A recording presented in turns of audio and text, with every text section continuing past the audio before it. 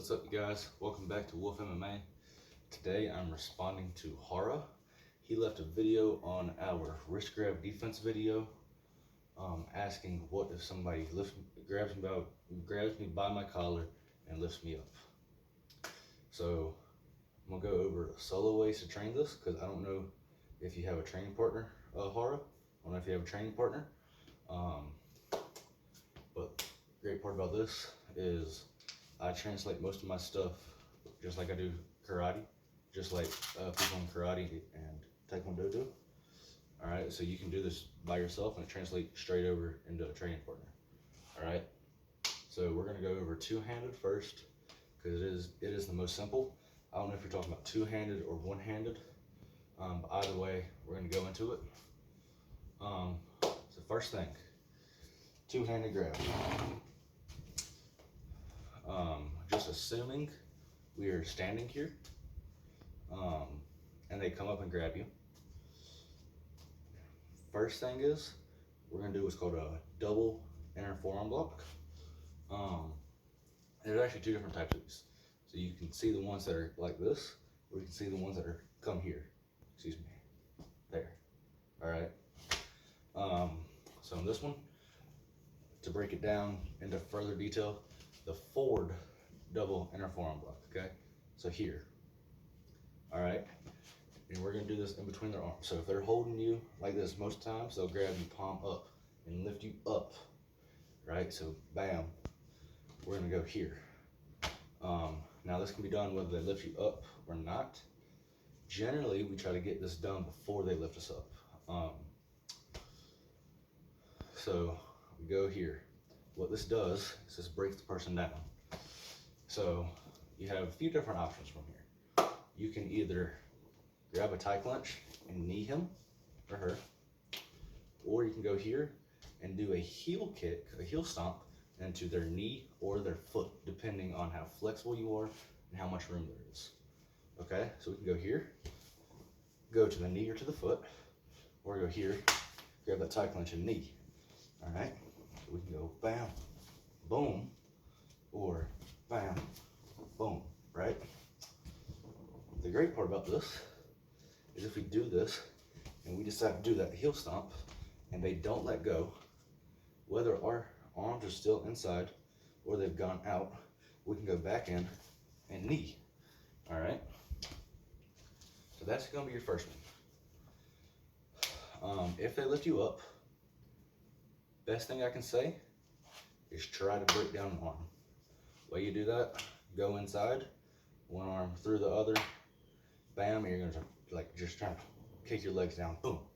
All right, and this other one, you can either make your Ishinru fist, this is what I call is a vertical punch. Try to hit them right there, and the nerve is right there. You can throat punch them.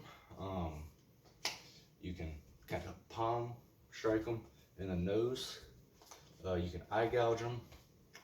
Whatever you think is gonna get them to let go of that other grip, or get distracted enough where you can break it off and hit them back. Next thing is the single-handed one. The single-handed one's a little bit more different. It's a little bit more difficult. So what I'm gonna let you do is I'm gonna pause the video. I'm gonna let you practice with that two-handed one first, then we'll move on to the single-handed. All right, so now that you've practiced that, we'll move on to that single-handed one. So generally, I'm going to do another video on wrist grabs and shirt grabs and whatnot. I'm actually gonna make a whole video. I'm gonna call it the grab video. It's gonna be your entire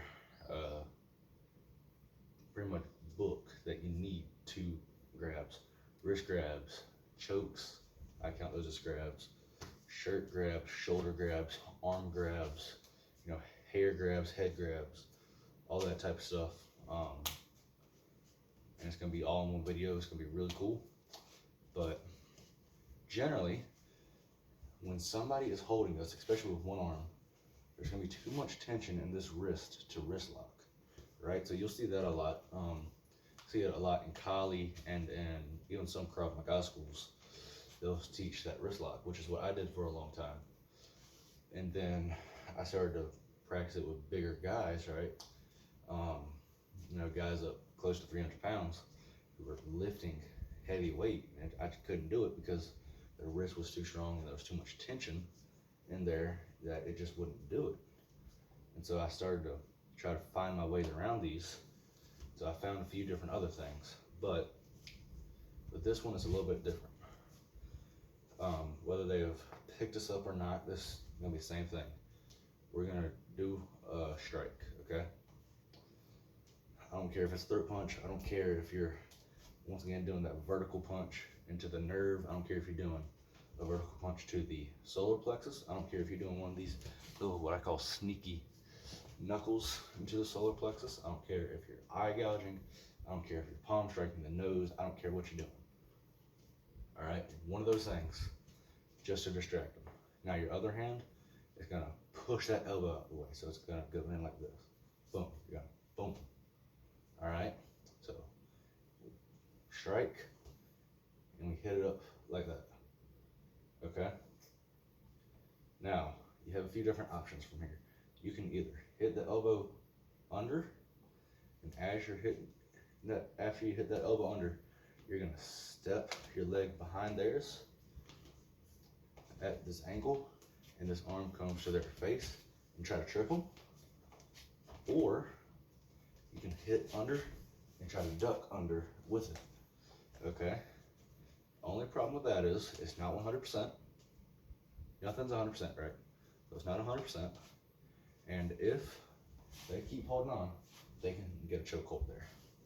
Okay? So what I would do is I would hit it and try that trip. All right? So there, Mr. or Mrs. Hara, I hope you find this video helpful. If you don't mind, please like, subscribe, and share this to anybody. All right? Comment, please comment on what you need to see, what you want to see. A technique, just my thoughts on something. I'll put it out there, all right? You want terminologies, just stuff like that. So, thank y'all. Have a good day.